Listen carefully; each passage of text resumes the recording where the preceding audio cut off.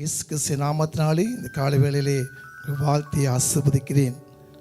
பல ஆசீர்வாதங்கள் ஏன் தடையாகிறது? யார் தடையா இருக்கிறார் என்று பார்ப்போம். 6 நாளும் உன்னுடைய சுய வேலை செய். 7வது நாள் பரிசுத்தமான ஓய்வு நாளே உன் வேலைக்கானாவது வேலைக்காவது ஓய்ந்திருக்கிறோம் என்று சொல்லி பரிசுத்த வேதாகமும் சொல்கிறது. நாம் என்ன செய்கிறோம்னா, ஒரு பரிசுத்த வேதாகமத்தை வாசிக்கிறால் சில பேர் சங்கீதம், நீதிமொழிகள் இதுதான் வாசிப்பாங்க. அநேக பிள்ளைகிட்ட கேட்கறது உண்டு, நீ வேதத்தை வாசிய, இன்னைக்கு ஒரு வசனம் வாசனம் பாஸ்டர், இன்னைக்கு 2 வசனத்தை வாசித்தேன். இன்னைக்கு ஆண்டவரிடத்தை என்ன செய்யணும், அதே ஞாயிற்றுக்கிழமை போனால் ஒரு 3 மணி நேரம் கர்த்தருடைய ஆராதனை செய்து ஒழுங்கும் கிறங்குமாய் ஞானமாய் தேவனை ஆராதித்து வருகிறோம். ஆனால் மற்ற நாட்களிலே நம்ம தேவனை மறந்து விடுகிறோம், வேதத்தை குறைச்சி வாசிக்கிறோம். ஜெபம் பண்ணுறது 5 நிமிஷம் 2 நிமிஷம் தான். ஆனால் நீங்கள் வேதத்தை படிக்கிறமா மற்றவங்களுக்கு நீங்கள் என்ன செய்கிறீங்கன்னா திருப்திப்படுத்திக்க.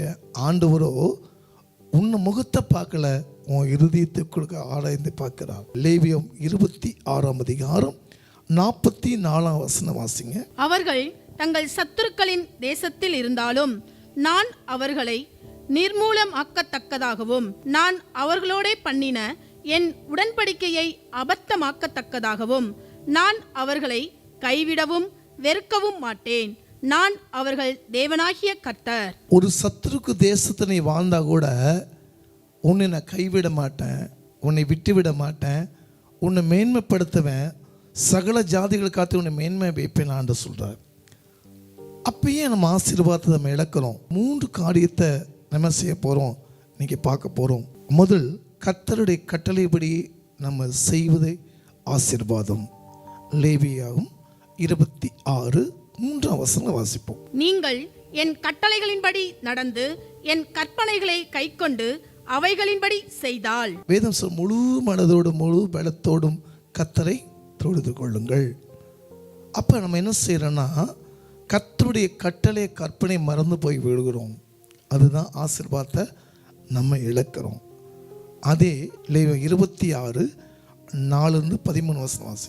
நான் ஏற்ற காலத்தில் உங்களுக்கு மழை பெய்ய பண்ணுவேன், பூமி தன் பலனையும் வெளியிலுள்ள மரங்கள் தங்கள் கனியையும் கொடுக்கும். திராட்சை பழம் பறிக்கும் காலம் வரைக்கும் போரடிப்பு காலம் இருக்கும், விதைப்பு காலம் வரைக்கும் திராட்சை பழம் பறிக்கும் காலம் இருக்கும்.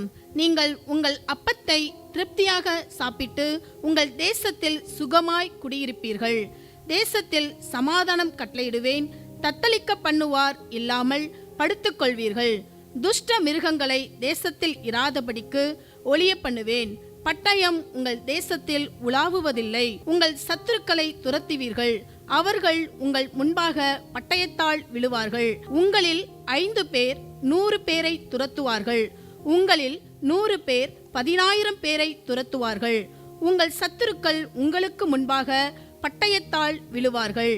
நான் உங்கள் மேல் கண்ணோக்கமாய் இருந்து உங்களை பழுகவும் பெருகவும் பண்ணி உங்களோட என் உடன்படிக்கையை திடப்படுத்துவேன். போன வருஷத்து பழைய தானியத்தை சாப்பிட்டு புதிய தானியத்துக்கு இடமுண்டாகும்படி பழையதை விலக்குவீர்கள். உங்கள் நடுவில் என் வாசஸ்தலத்தை ஸ்தாபிப்பேன். என் ஆத்துமா உங்களை அரோசிப்பதில்லை. நான் உங்கள் நடுவிலே உலாவி உங்கள் தேவனாய் இருப்பேன். நீங்கள் என் ஜனமாய் இருப்பீர்கள். நீங்கள் எகிப்தியருக்கு அடிமைகளாய் இராதபடிக்கு நான் அவர்கள் தேசத்திலிருந்து உங்களை புறப்பட பண்ணி உங்கள் நுகத்தடிகளை முறித்து உங்களை நிமிர்ந்து நடக்க பண்ணின உங்கள் தேவனாகிய கர்த்தர். மழை இருக்கும், பாதுகாப்பு இருக்கும், கனி இருக்கும், திருப்தி இருக்கும், சமாதானம் இருக்கும், வெற்றி இருக்கும். 18 விதமான ஆசீர்வாதத்தை கர்த்தருடைய கட்டளை கீழ்ப்படிந்து வேதத்தை வாசிக்கும் போது இந்த ஆசீர்வாதம் கர்த்தர் உன் மேல் கொடுப்பா. ஆலயத்துக்கு போல ஜெபம் பண்ணல, ஒருவேளை என் பிள்ளைக்கு ஞாயிற்றுக்கிழமை அன்னைக்கு நான் என்ன பண்ண போகிறேன், என் பிள்ளை கூட இருக்க போகிறேன், என் மகனோடு இருக்குதா, அதே ஒரு விக்கிர வழிபாடு தான். உன் மகனாலேயோ உன் சகோதரினாலேயோ உன் சகோதரனாலேயோ தேவாலயத்துக்கு போகிற காரியத்தை அவங்களுக்கு முக்கியத்துவத்தை கொடுத்தாவே அதே விக்கிர வழிபாடு தான். நீ கொலை செய்ய வேணாம், விபச்சாரம் செய்ய வேணாம், பாவம் செய்ய வேணாம், ஞாயிற்றுக்கிழமை போனால் 2 வருமானம் வருது. இதுதான் வாழ்க்கையிலே தேவனுடைய கட்டளையை மீறி நம்ம போனோம்னா நம்மளுக்கு சாபம் வர ஆசீர்வாதம் இல்லாத காரணம் தான். முதல் காரியம் பார்த்தோம். ரெண்டாவது காரியத்தை பார்ப்போம். செய்யாமல் போனால் ஆசீர்வாதம் இல்லை. லேவியாவும் 26:14-15 வாசி. நீங்கள் எனக்கு செவி கொடாமலும் இந்த கற்பனைகள் எல்லாவற்றின்படி செய்யாமலும் என் கட்டளைகளை வெறுத்து உங்கள் ஆத்துமா என் நியாயங்களை அரோசித்து என் கற்பனைகள் எல்லாவற்றின்படியும் செய்யாதபடிக்கு என் உடன்படிக்கையை நீங்கள் மீறி போடுவீர்களாகில். தேவன் ஆசீர்வாதத்தையும் வைக்கிறார், சாபத்தையும் வைக்கிறார். ஏதேன் தோட்டத்தில் இந்த கனியை புசித்தா நீ சாகவே சாவாய்.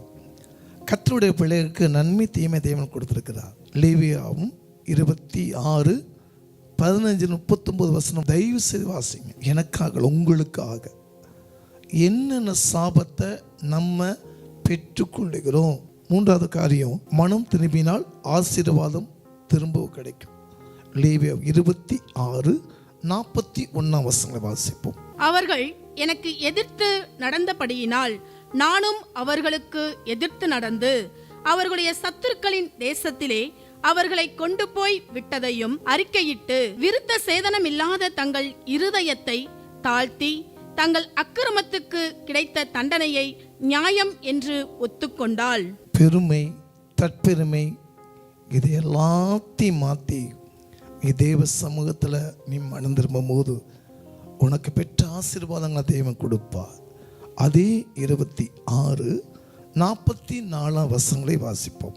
அவர்கள் தங்கள் சத்துருக்களின் தேசத்தில் இருந்தாலும் நான் அவர்களை நிர்மூலமாக்கத்தக்கதாகவும் நான் அவர்களோட பண்ணின என் உடன்படிக்கையை அபத்தமாக்கத்தக்கதாகவும் நான் அவர்களை கைவிடவும் வெறுக்கவும் மாட்டேன். நான் அவர்கள் தேவனாகிய கர்த்தர். தேவன் சொல்லுகிறானே, சத்துருக்கு தேசத்தில் இருந்தா கூட உன்னை கைவிட பாட மாட்டேன், வெக்கப்பட்டு போட மாட்டேன், தரித்திரம் செய்ய மாட்டேன், உன்னை ஆசீர்வதிப்பேன். ஏன்னா மனம் திரும்பு ஆண்டவரே, நான் பாவியான மனுஷன், எனக்குள்ளாத எல்லா பாவக்கரை கழுவி எனக்கு சுத்த இருதயத்தை கொடுங்கன்னு சொல்லி நீ ஜெபிக்கும் போது கர்த்தர் உன்னை மேன்மைப்படுத்துவார். உன் ஆசீர்வாதம் தடையாக இருக்க இந்த 3 காரியம்தான். இந்த 3 காரியத்தை ஆசீர்வாதத்தையும் வைத்திருக்கிறார், சாபத்தையும் வைத்திருக்கிறார். எப்படி ஆசீர்வாதம் பெற்றுக்கொள்ளணும், சாபத்தை எப்படி விளக்கணும், எது இருந்தால் சாபமாக இருக்கணும், தெளிவாக ஆண்டவர் கொடுத்துருக்கிறார் உன் கையில். இன்றைக்கு இத்தனை ஆண்டுகளாக உன் ஆசீர்வாதம் வெளியே போச்சா? மனம் திரும்பு, பாவத்தை அறிக்கை செய், தேவ சமத்தை காத்துரு. நீ இழந்ததை யாவையும் தேவன் திருப்பி கொடுப்பா. கண்கள் முடிச்சு வைப்போம். அப்பா, அறியாமல் செய்த பாவங்கள் எல்லாம் மன்னித்து ஆண்டவரே, லேவியில் 3 காரியங்களே எங்களுக்கு கற்றுக் கொடுத்தீங்கப்பா. அதே போல் என் பிள்ளைகள் நன்மை தீமை அறிய ஞானத்தை கொடுத்து இத்தனை ஆண்டு இருக்கிற ஆசீர்வாதம் எதெல்லாம் தடைப்பட்டுச்சோ அதெல்லாம் நன்மைக்கு எதுவான காரியங்களை மாற்றி கொடுங்க. ஆசீர்வதியும். இயேசுவின் நாமத்தில் நல்ல பிதாவே, ஆமென்.